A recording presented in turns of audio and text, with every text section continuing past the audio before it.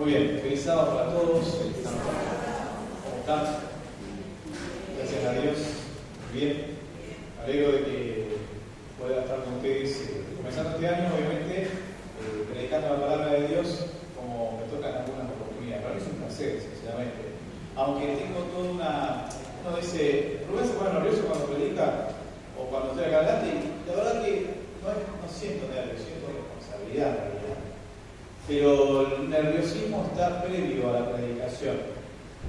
Y esto lo digo porque siempre digo, ¿de qué tengo que hablar? Y entonces la otra vez llamaba a un pastor amigo y le decía, mira, te toca la predicación. Y nunca le pregunto a nadie prácticamente sobre qué predicar ni qué predicar ni cómo, ¿no? Pero sentí y decía, mira, yo creo que necesito un consejo más.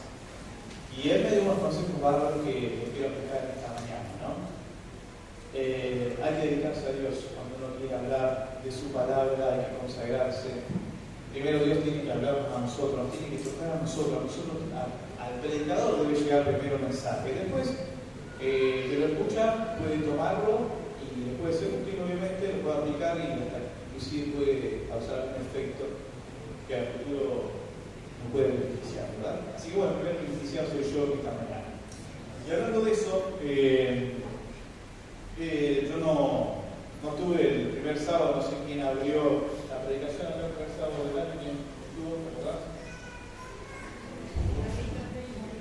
¿Cómo? ¿Analia? ¿Analia? Muy bien, Analia. Vale. Seguramente ya hablaste del año y leíste la bienvenida, eso me parece perfecto. ¿Saben qué? Yo no estuve en mi casa con mi esposa y mi mamá, que despedimos el año, él se fue. Y en ese momento de las corridas, haciendo cosas, me decidí a cocinar, entre comillas, vamos a poner a cocinar.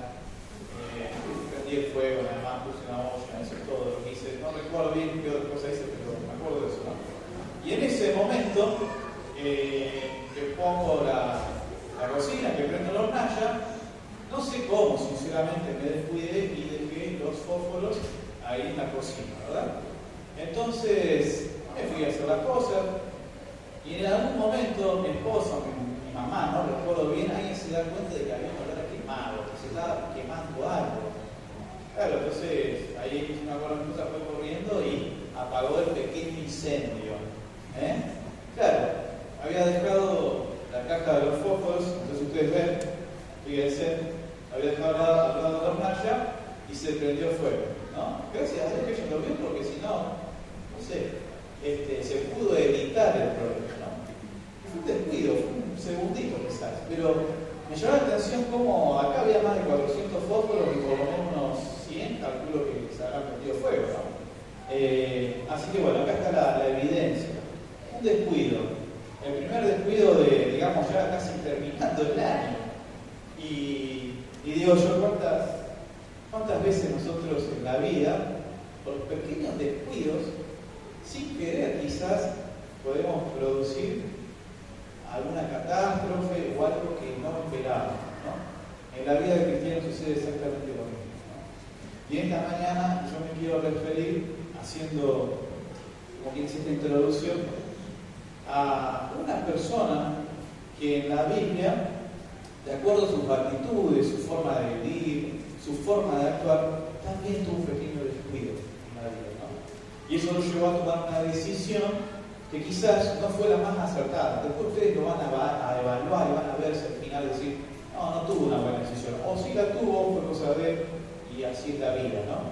Pero bueno, en esta mañana yo me quiero referir a eso, ¿no? Justamente a tener en cuenta, aunque sea muy pequeño, mínimo, insignificante, esas actitudes que forman parte de nuestro ser, de nuestro carácter, para que no suceda aquello que nosotros no esperamos o no deseamos, ¿no?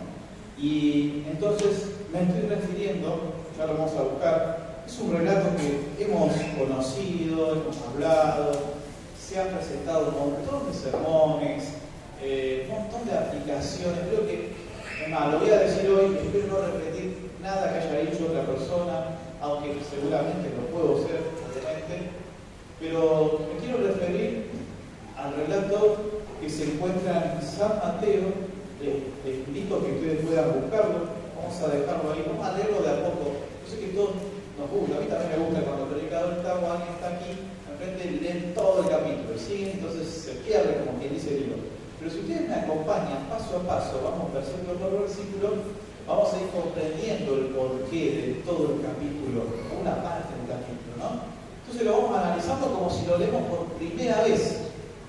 Y entonces de esa manera vamos a entender el mensaje, ¿no? Así que bueno, los invito a tener ahí San Mateo, capítulo 19, versículo 16. Vamos por el primer versículo. Vamos a detenernos ahí, lo vamos a leer. Yo sé que ustedes lo conocen, sé que se habla mucho de esto, pero siempre hay algo que se pueda aprender. Y yo, de hecho, aprendí muchas cosas. Versículo 16 del capítulo de San Mateo dice lo siguiente: entonces un joven, ¿sí?, se acercó a Jesús y le preguntó: Maestro bueno, ¿qué bien haré para tener la vida eterna? Ahí nos detenemos. En San Mateo y en San Lucas hablan de una persona no tan joven, sino que de una persona que inclusive dice que tenía dinero y que podía hasta inclusive ser parte de un gobernante o alguien muy reconocido. Entonces yo comparé y leí, por supuesto es bueno leer en otras versiones, en otros capítulos, en otros libros, cómo lo cuenta cada uno, ¿no? Y bueno, San Mateo tiene sus formas, San Lucas y Marcos también tienen su forma de plantearlo de otra manera, pero es similar, la historia es exactamente la misma, ¿no? Aquí entonces la primera parte dice que esta persona se acerca a Jesús y en este momento parece ser que fue ahí cerquita del acontecimiento cuando Jesús bendice a los niños. De hecho, si ustedes lo leen anteriormente, fíjense, va un poquito arriba, en el versículo 13 del capítulo 19, dice que Jesús le trajeron niños, ¿no es cierto? Vamos a recrear la historia. Ahí estaban los niños, las madres llevaron todos sus niños como suelen hacer, estaban los discípulos se enojan porque los niños quizás estaban haciendo algún alboroto, o no sé qué estaban haciendo los niños en general, y Jesús se enoja, los reprende a los discípulos y dice: no, dejen que los niños vengan a mí, no les impidan. ¿Por qué? Porque para ir al reino de los cielos hay que ser semejante a los niños, hay que ser como niños. Fíjense, entonces yo creo que el joven ya, esta persona que se acerca a Jesús, ya lo conocía a Jesús por todas estas cosas que hacía, porque Jesús era popular, porque él también era una persona importante, entonces tenía algún conocimiento de Jesús, cerca o lejano no lo sabemos, pero que conocía a Jesús lo conocía. Inmediatamente entonces, supuestamente esta situación le llama tanto la atención que al verla, el amor y la compasión de Jesús por los niños, dijo: esta persona me va a tratar bien, no es una persona que me va a echar y que no me va a recibir y que no me va a responder. Entonces, en su corazón sintió la necesidad de ir corriendo y acercarse a Jesús, ¿no? Ahí está el primer versículo entonces. Aquí entonces se llega a Jesús y le dice lo que leímos recién: Maestro bueno, ¿qué bien debo hacer para tener la vida eterna? Por la forma en que él se dirigió, bueno, dice que si una persona fue corriendo, más allá del cargo que tenía una gran necesidad, porque nadie va corriendo a un lugar si vos no estás con apuro, no tenés una necesidad, o sea, no vas a ir corriendo sin saber qué va a estar. Parece ser que inclusive Jesús se estaba retirando del lugar. Entonces puede ser, según el comentario bíblico, que él se haya acercado corriendo para alcanzar a Jesús y hablar con él, ¿no? Acá, por eso que de acuerdo a cada lugar donde uno lo lea, ya sea Lucas, San Mateo, Marcos, tiene un tinte completamente a veces un poquito diferente, ¿no? Lucas dice entonces que era un hombre principal y muy rico, así lo describe Lucas.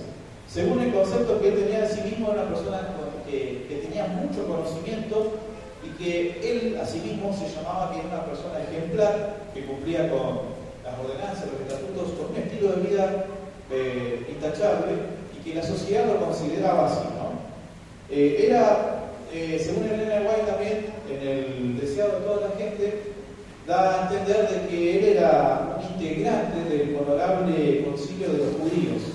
Y lo que sí no se sabe, no se refiere si él formaría parte del Sanedrín de Jerusalén o simplemente del Sanedrín de la ciudad donde él vivía. No se sabe, pero ¿Que era una persona importante y reconocida? Por supuesto que sí, ¿no?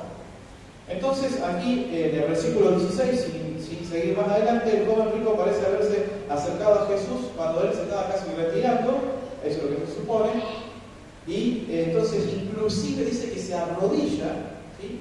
Se arrodilla ante él y como implorándote y pidiéndole: Jesús, por favor, respondeme lo que quiero preguntar, por favor, ¿no? Entonces Jesús, con amor y compasión, lo mira, presta atención, detiene su marcha y se centra entonces en este joven, ¿no? Acá viene entonces, vienen dos cosas. Primero, la pregunta que él le hace a Jesús, pero también en el versículo que sigue se encuentra la forma en que él le llama a Jesucristo, ¿sí? Vamos a ver esos dos puntitos. Él le dice a Jesús: Maestro bueno. Fíjense en el versículo primero que leímos: Maestro bueno. Y después viene una pregunta: ¿quién viene a él para tener la vida eterna, ¿no? Dice ser que, en Marcos capítulo 10, 17, pues lo podemos ver, buscar, y Lucas 18, 18 también habla del mismo término. Pero el término, la palabra maestro bueno, no era algo muy común, no se le decía prácticamente a ningún rabí. Inclusive estas personas que estudiaban y conocían la ley, y que era una persona estudiosa de una sociedad muy importante, una élite, podemos decir, no usaba esa palabra para decirle bueno a cualquier persona, menos maestro. No hay escritos de libros anteriores donde la palabra bueno anteceda el concepto de maestro, de rabí. Era el rabí nada más, pero él le dice bueno. ¿Saben que ahora vamos a ver por qué él le dice de esta manera, ¿no? Sé que ustedes lo hemos visto y lo hemos repasado. Pero lo que primero quiero analizar es la pregunta que él le dice. En el versículo 17, Jesús, ahora sí lo leo, Jesús le respondió: ¿por qué me preguntas acerca de lo que es bueno? Y ahí le responde: solamente es bueno uno. Solo bueno hay uno. Si quieres entrar en la vida, guarda los mandamientos. Acá Jesús se detiene entonces en esta parte y le dice: ¿por qué me llamas bueno? ¿No?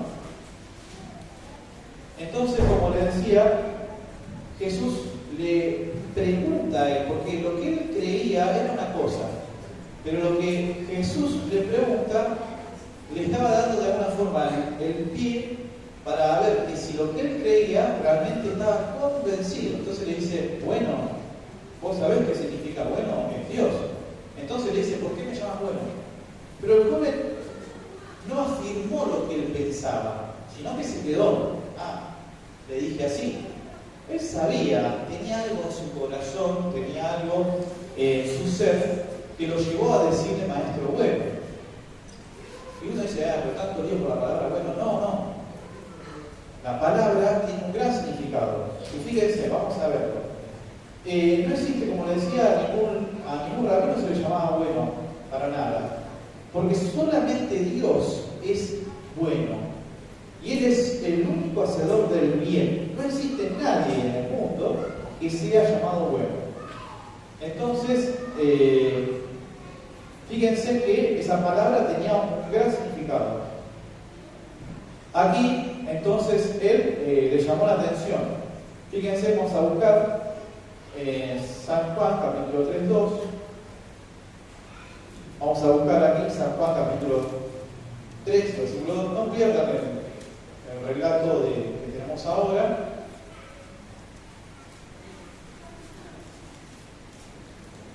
Bien, fíjense en el capítulo 3, versículo 2.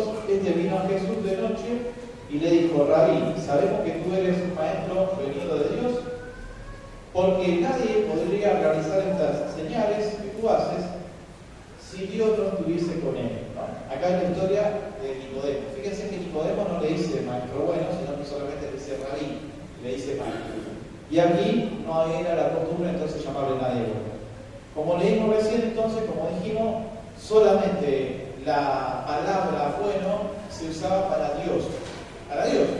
No existía nadie a quien se le pudiera decir bueno, porque la palabra bueno era solamente para Dios, ¿sí? Entonces, como el joven, al escuchar que diciendo no responde nada, Jesús le afirma, solamente Dios es bueno. Esto no quiere decir que Jesús estaba negando que Él era Dios y que no negaba su divinidad. Solamente lo quería invitar a que Él públicamente dé su testimonio y confirmara y dijera que no solamente era algo que Él pensaba, sino que también lo creía. Pero Él no lo hizo, Él solamente lo pensó, se lo dijo, pero después no lo afirmó.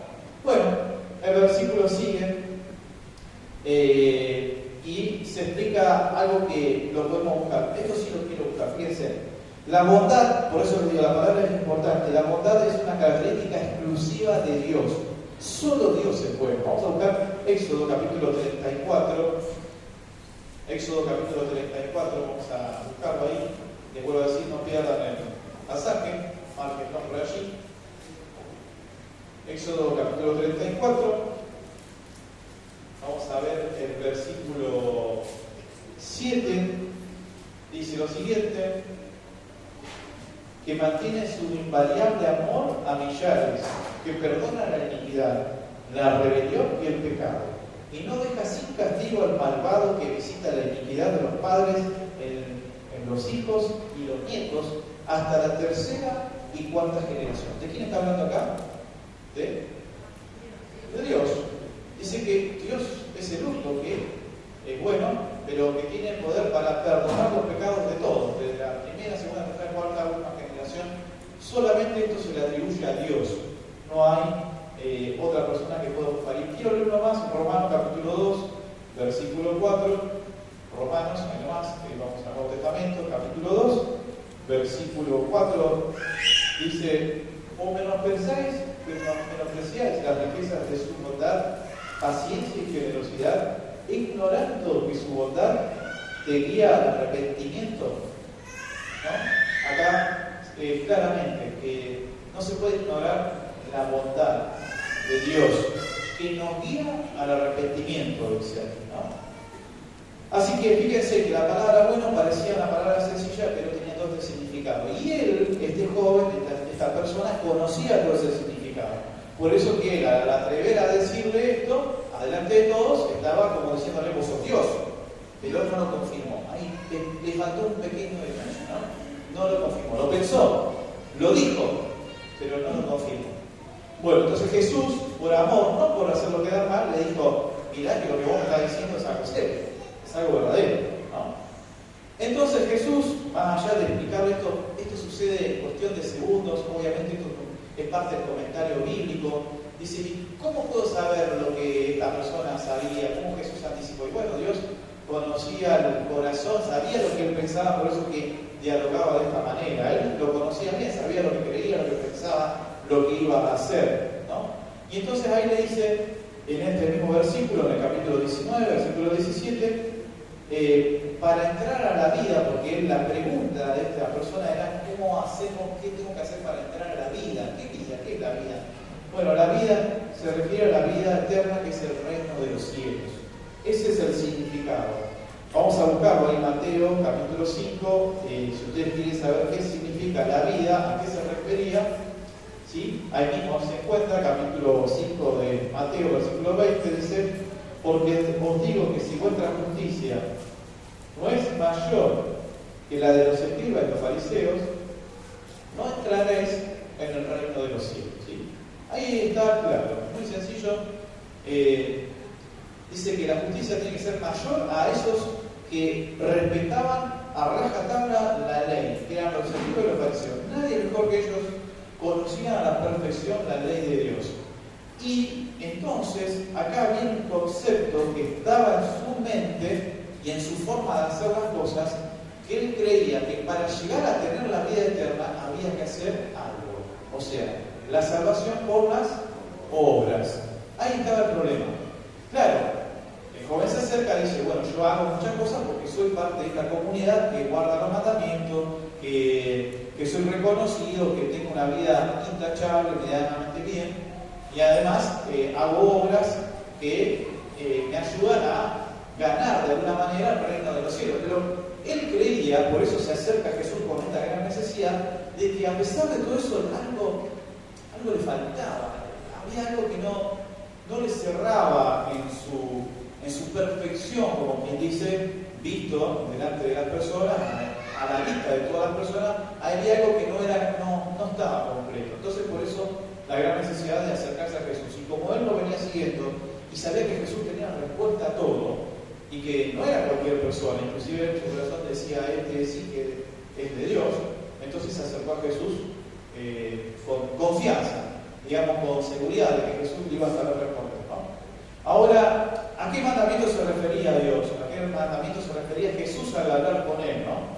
Seguimos nuevamente en el versículo 17. Jesús le dice, se refiere entonces a unos mandamientos. ¿Qué son los mandamientos? Bueno, son órdenes, preceptos, son estatutos, son mandatos que ellos conocían muy bien y que de hecho lo venían guardando. Es algo que ordena al hombre, es un mandato, un precepto ordena la forma que nos debemos manejar, la forma que debemos actuar. Esos son los mandamientos a los que se estaba refiriendo. Pero no solamente eso, sino que abarcaba mucho más. Y fíjense que la voluntad de Dios justamente se refleja en que el hombre ame primero a Dios, haga su voluntad, y el reflejo de Dios se vea en el hombre actuando en el prójimo. Vamos de nuevo. O sea, cuando nosotros amamos a Dios y entendemos que el carácter de Dios es amor, y el amor es la ley de Dios, como resultado, si amamos a Dios, tenemos amor, obedecemos los mandamientos, también, por ende, vamos a respetar y amar a nuestro prójimo. Y eso es lo que Jesús no le estaba enseñando, le estaba recordando. Que lo que él estaba pidiendo era algo que él sabía, pero quizás no estaba al 100% puesto en práctica. ¿Sí? Entonces, le hace como un mini estudio bíblico ahí rápido, diciéndole, mirá que los mandamientos son un poco más de lo que vos sabés, pero que tenés que llevar a la práctica. Quiero leer, por ejemplo, Mateo, capítulo 22, vamos a buscarlo ahí más, Mateo 22, versículo 37 y 39. Fíjense, hablando de lo que yo le estoy diciendo, Jesús le dice lo siguiente. Jesús le respondió: amarás al Señor tu Dios con todo tu corazón, con toda tu alma y con toda tu mente. Y en el versículo 38 le dice lo siguiente: este es el primero, y el mayor mandamiento. Y el segundo, versículo 39, es semejante a él: amarás a tu prójimo como a ti mismo. ¿Jesús estaba aboliendo la ley? ¿Estaba dejando de lado los 10 mandamientos? Para nada. Estaba haciendo de alguna forma un resumen, aunque ya se lo había relatado, ya lo vamos a ver, ya le dijo cuáles son los mandamientos. Estaba haciendo un resumen de la parte que consiste en amar a Dios, cuáles son los preceptos, cuáles son las características que nos llevan a cumplir, que hacen entender que nosotros amamos a Dios, lo tenemos en primer lugar, y cuáles son los otros preceptos o conceptos que tenemos que obedecer para amar a nuestro prójimo. La ley dividida en 2 partes, todos los 10 mandamientos de Éxodo 20, para que tengan un todo de lo que es alcanzar la perfección. ¿Se dan cuenta? Entonces, todo eso estaba repasando en su mente este joven, esta persona, y con Jesús también, ¿no?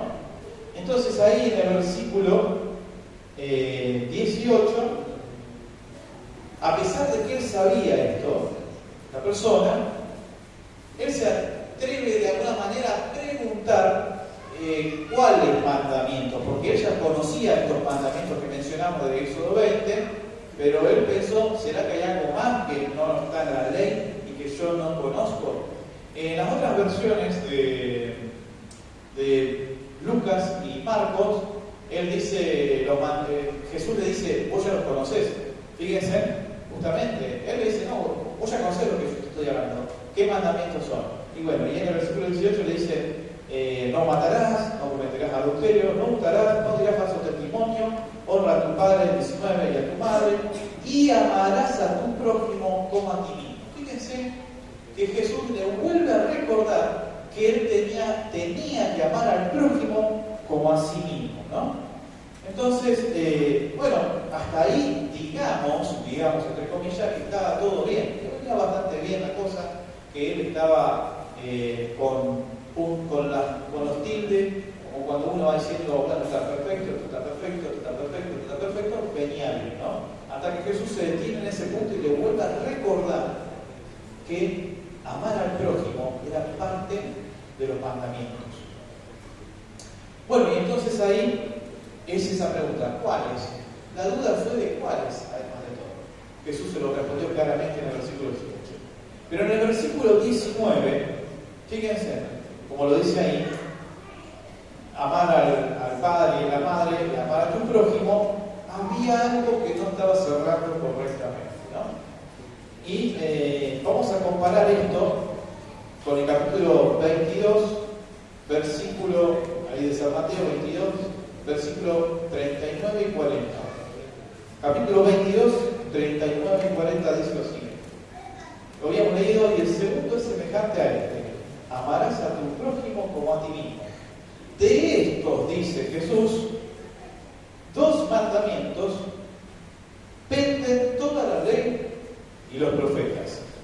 Jesús nuevamente vuelve a destacar y a resaltar que dice que solamente de esos dos mandamientos, que es el resumen de los 10, depende toda la ley.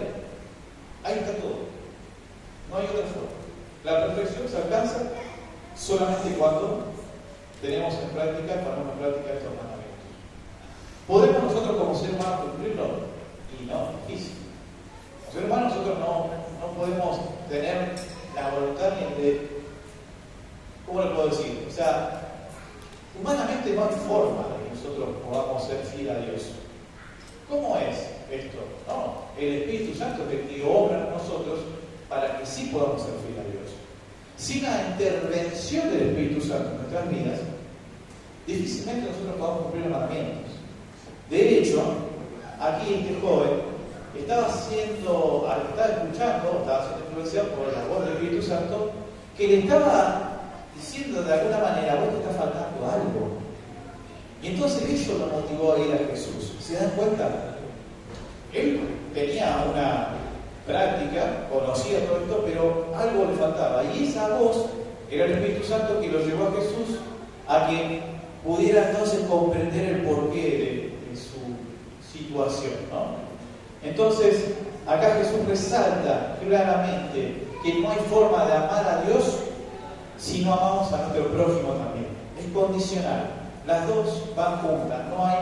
No se puede hacer una cosa y dejar de lado lo otro, ¿no? Pero este joven, este muchacho, la persona importante, según él, según su concepto, según todo lo que él vivía, él creía que lo estaba haciendo, y lo estaba haciendo bien. Entonces, como se largó así, sin dudarlo, a decirle, todo esto, fíjense que dice, en la respuesta en el versículo 20, el joven entonces le contestó, todo esto lo he guardado desde mi juventud. Fíjense, ¿tenía confianza? ¿Creería que estaba haciendo las cosas bien? Sí, las creía. ¿Entendía todo el concepto? Más o menos. Pero él creía que estaba haciendo lo correcto. Entonces, ¿pero para qué le vuelve a preguntar? Entonces, si él creía que estaba haciendo lo correcto, creo que él estaba buscando la confirmación de que Jesús le pusiera la mano al hombre y decía, no, está todo bien, no hace falta más nada. Pero Jesús le dio una buena lección, ¿no? Le hizo de vuelta repasar lo que él tenía, lo que él comprendía, y así de esa forma ponerlo de alguna forma en evidencia, primero para que él respondiera si realmente él creía que Jesús era Dios, pero segundo para que él entendiera si estaba cumpliendo los verdaderos mandamientos que Dios había explicado en muchas ocasiones, ¿sí? Pero la pregunta de este joven no era como la de los fariseos que le hacían preguntas para hacerlo caer, intentarlo, como ustedes conocen en los relatos de la Biblia. Otras personas se acercaban para intentarlo a Jesús y llevarlo. Jesús tenía siempre la respuesta correcta, especialmente contra los fariseos, ¿no? Acá el joven lo hizo del corazón. Él tenía una necesidad, quería saber si estaba bien delante de la presencia de Dios, ¿no? Y entonces por eso en el versículo 20 dice, desde mi juventud he guardado mi corazón y he puesto en práctica todo esto que he aprendido. Y lo he hecho de la mejor manera, ¿no? Por eso que dice, ¿qué más me hace falta? Y quiero leerlo textual, ¿no? Cuando él dice que a pesar de todo eso, él cree que está haciendo las cosas bien, A veces el Espíritu Santo nos dice saber que hay algo que no está ahí. Hay algo que no estás dejando. Es un detalle quizás, pero eso te está impidiendo llegar a la perfección. Y lo estás descuidando. Porque pensás que tienes certificado, pero no saber la influencia que puede tener y lo que puede hacer, no solamente en tu vida ahora, sino a futuro. Y entonces quiero leer esto que me llamó mucho la atención, esto lo saqué del comentario bíblico, dice lo siguiente. Al parecer, el joven confiaba en que le faltaba apenas un solo paso para llegar a la perfección. Sin embargo, a pesar de que con toda diligencia había obedecido a la ley de Dios, todavía le parecía que le faltaba algo y que su obediencia no era suficiente. Pero no sabía lo que le faltaba, por eso se acercó. Su vida había sido pura, honrada y veraz. Pero su actitud para con el prójimo, con su prójimo, había sido esencialmente negativa. No les había robado los bienes, no, él no hacía, era muy honrado. No había levantado falso testimonio contra ellos, ni le había quitado tampoco sus posesiones, ni nada de lo que tenían, o ni siquiera le había quitado la vida. En verdad, la letra de la ley era negativa en su forma, pero en su espíritu demandaba una acción positiva. No basta dejar de odiar o herir a nuestro prójimo. El Evangelio nos pide que los amemos y les ayudemos como nos amamos a nosotros mismos. A este joven le faltaba el amor de Dios en su corazón, sin el cual su observancia, lo que él estaba haciendo, de todo esto, carecía de valor real a la vista del cielo, ¿no? Muy bien lo que él estaba haciendo, pero sin amor en su corazón, carecía de valor, no era suficiente. Y menos mal que nosotros no somos salvos por las obras, porque si fuéramos salvos por lo que nosotros hacemos, difícilmente, si a él, con todo lo que estaba haciendo, porque no conocemos otras características, otro detalle, no se puede profundizar mucho en este relato, no conocemos cuál otros puntos podría haber tenido negativo, por así llamarlo, pero este por lo menos lo estaba poniendo en jaque. Ya el tilde no está acá, está la cruz o el vacío. Para tener una perfección, el 10, tenés que corregir este punto. ¿Qué pasa a los docentes cuando corrigen una prueba? O nos pasa a nosotros en la vida que hay algo que no nos sirve, ¿no? Entonces la palabra perfecto en el versículo 21 dice, Jesús le dice lo siguiente: cuando ve, cuando entiende, cuando lee el corazón de este muchacho y viendo todo lo que pasaba por su mente y lo que iba a llegar a pasar a futuro, en el versículo 21 Jesús le dice: si quieres ser perfecto, escuchando a todos los que estaban allí, anda, vende lo que tienes, dale a los pobres y tendrás tesoro en el cielo. ¿Y ven? Y sigue. Ahí Jesús lo trata de, ya le dio una oportunidad para que confesara por qué le decía bueno, por qué creía que era Dios. No lo hizo. Después le hace entender qué mandamientos son, más o menos entendió. Pero ahora dice: yo te tengo que dar un empujón porque si no, no estás entendiendo del todo. Entonces dice: si querés ser perfecto, porque eso es lo que él buscaba, ser perfecto y además ir al cielo, porque eso era no había otra cosa. Tenía un montón de cosas, pero a él le faltaban otras. No era lo que él tenía, el propósito, era lo que él quería. Él tenía, pero le faltaba lo que quería. Quería el cielo, tenía lo terrenal, pero faltaba lo celestial. Y Jesús entonces le estaba dando la respuesta exacta. Para tener aquello, hay que dejar lo que vos tenés acá. Entonces, claro, ahí entonces empezó un pequeño conflicto, que parecía un detalle, pero lo llevó a tomar una decisión. Y Jesús entonces le dice: si haces eso, recién ahí podés venir y seguir. Y a uno le parece injusto, ¿pero qué injusto puede ser esto? Una persona que trabajó, se esforzó, estudió, logró tener, no está mal. Jesús no está hablando de que las riquezas son malas. No está hablando de que tener está mal. No está hablando de eso. Está hablando de que eso no debe ocupar el lugar de Dios. Eso o cualquier cosa. Uno piensa solamente que esto se refiere a las riquezas. Pero las riquezas es lo que ocupa el lugar de Dios. Riqueza material, riqueza de familias, trabajo, estatus social, lo que ustedes le quieran poner, encapsular, es lo que ocupa el lugar de Dios. Jesús en este caso particular sí habla de la riqueza, sí, pero lo podemos trasladar mucho más.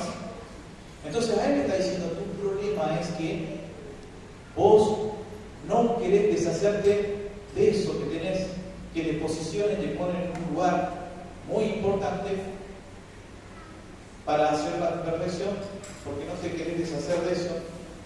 Y entonces ahí estás dejando de lado el amor al prójimo, que es la otra parte que te falta, además de amar a Dios. Entonces, fíjense, el tesoro de él estaba acá realmente en la tierra, no estaba en el cielo.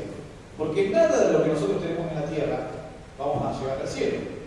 Entonces Jesús le estaba diciendo, la realidad es que, quieras o no quieras, esto que está en la tierra es pasajero.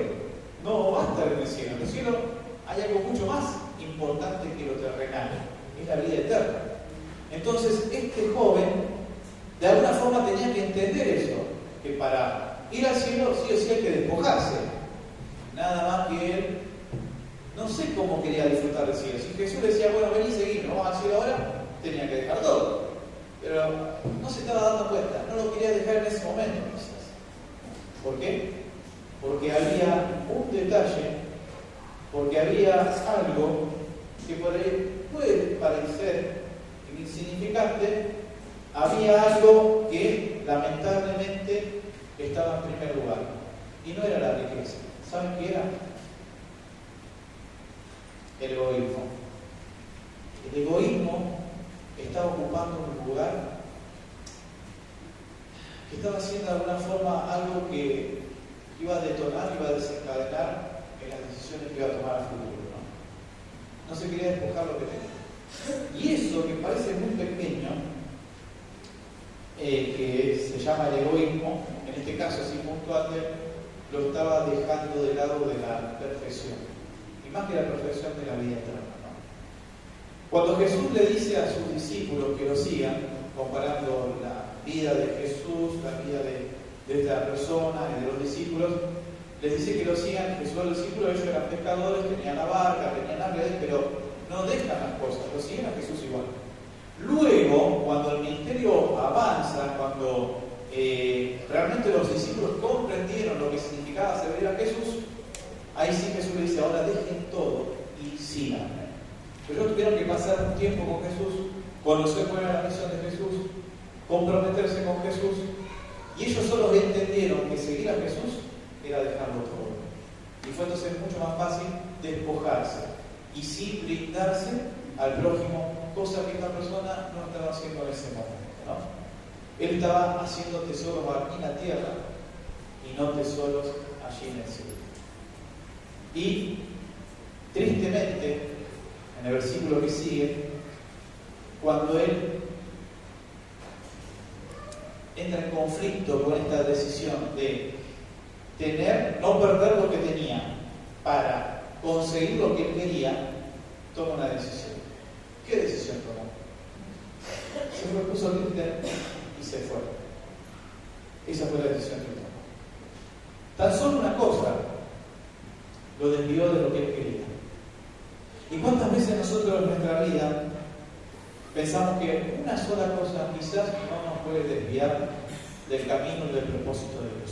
Yo le voy a pedir acá a los colaboradores que tengo cerca que me ayuden a repartir. Esto es algo muy sencillo, lo vamos a hacer ahora. Le puse muy buena cinta, cosa que fuera difícil que se caiga, pero bueno, vamos a hacerlo así. Muy bien. Cada uno va a recibir esto, es un fondo. ¿Sí? Vamos a hacer un pequeño experimento. Uno a cada uno, hablando de reparto. ¿Saben? A veces nosotros creemos, les vuelvo a decir, que más allá allá de lo que pensamos, de lo que nosotros queremos para nuestra vida, pensamos que las pequeñas cosas no nos afectan, que podemos manejarlas, que podemos decir, bueno, esto no es tan importante, en realidad, mientras yo haga lo demás, ¿qué problema hay? Pero resulta que a veces esas cosas que parecen insignificantes, quiero que cada uno tenga lo que está entregando en la mano, tengan este foco. Aunque en nuestra vida parecería ser que eso es insignificante, muchas veces pueden llevarnos a tomar decisiones que nos afectan al futuro. ¿Sí? En el joven, en la persona que nosotros recién acabamos de ver y hablar esta mañana, esta característica se refería, en este caso, a la riqueza, al egoísmo, que él estaba poniendo en primer lugar antes de Dios. Pero en la vida de ustedes, yo no sé qué es lo que está en primer lugar. Yo no sé qué es lo que les impide llegar a la perfección. No lo sé, lo saben ustedes, tampoco quiero que me respondan. Pero probablemente hay una o muchas, no lo sé. Vamos a suponer una. Y vamos a pensar, por ejemplo aquí en la mano, que esa es una característica que todavía yo en este año no le he dicho a Dios, Señor, ¿hay algo acá que me impide alcanzar la perfección? Quiero que lo tengan en la mano. ¿Sí? Quiero que lo tengan en la mano. A ver, ¿cuántos recibieron? ¿Me muestran?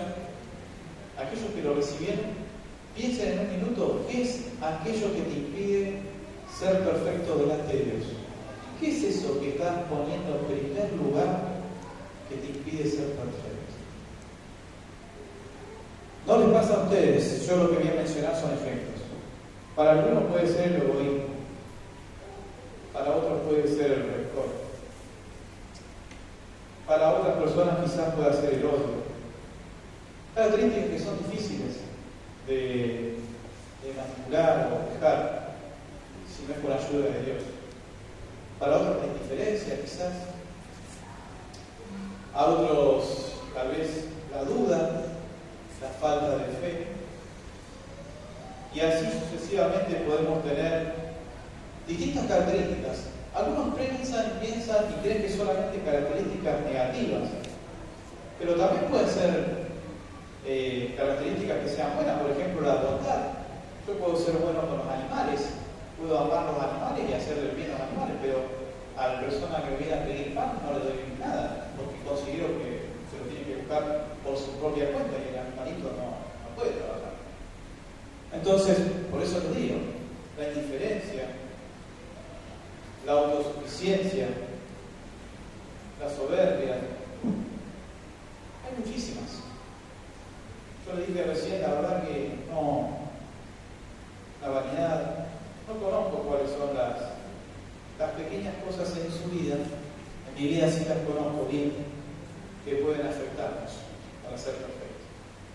Pero lo que sí les puedo decir, que aunque sea insignificante eso que vos tenés en tu mano, y que crees que no te puede afectar a futuro, eso que parece insignificante puede desencadenar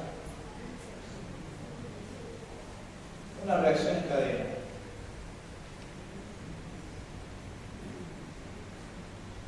Y justamente eso es lo que pasa en la vida de todos los cristianos. A veces dejamos de lado algo que parece muy significante. Y como sucedió así en mi casa con esta caja de fósforo, se salió un solo fósforo. Y después produjo todo lo que sucedió, que a tiempo se pudo evitar. ¿Saben una cosa? Cada uno de ustedes sabe qué significa eso, lo que tenés en tu mano. Depende de vos, entregárselo a Cristo. Esto mismo lo puede hacer Él para bien. Él puede usar eso, perfeccionarlo como lo hizo con Pedro. Pedro tenía dificultades, tenía problemas, lo negó a Jesús, pero Él le entregó todo a Jesús. Jesús lo transformó. Y esa actitud produjo una acción. ¿Qué acción? Convertirse y llegar a los demás y ser una luz verdadera para mí. Ojalá nosotros también podamos entregar eso que quizás hoy pueda ser negativo, quizás hoy ocupa el lugar de Dios. Pero si nosotros entendemos que en Jesús está la perfección, ¿sí? Y le buscamos, puede convertir esto en una llama poderosa en las manos correctas que son de Dios para la salvación, no solamente nuestra, sino también de nuestros seres queridos. Tengamos en cuenta esto en esta mañana y que tengamos buen año en el resto de